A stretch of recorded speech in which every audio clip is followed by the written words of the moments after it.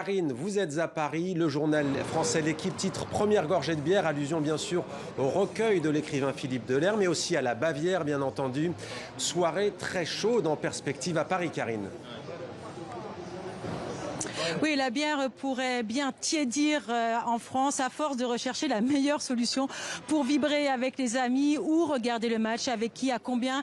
Question, Mohamed, bien plus stressante que la composition de l'équipe de France. Alors c'est le casse-tête sanitaire ici. Il faut savoir qu'au niveau national, pour les bars et les restaurants, aucune consigne. Tout est possible. Normalement, on peut diffuser le match des Bleus en terrasse, comme c'est le cas ici. Regardez, tout a été aménagé derrière moi, mais ce n'est pas toujours le cas. C'est une autre paire de manches pour d'autres villes où les maires, les préfets ont interdit l'installation d'écrans télé en terrasse. Et dans ce cas-là, ça se jouera à l'intérieur. Mais pour tout le monde, la règle est la même, 6 personnes maximum par table.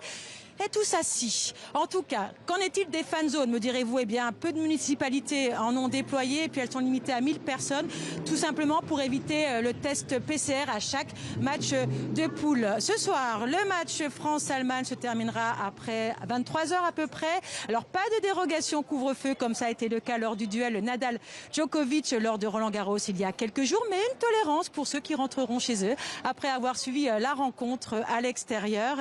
Alors, Mohamed, quelle ambiance! Où regarder ce match? Eh bien, écoutez, pour certains supporters, c'est simple, c'est à la maison, sur le canapé, avec consommation sur place. Le mieux, ce serait une qualification des Bleus pour les quarts de finale en juillet. On aura dépassé la date du 30 juin. Les fan zones seront ouvertes, les spectateurs debout, et puis ça en sera fini de l'heure de 23 h, la permission de 23 h pour faire la fête.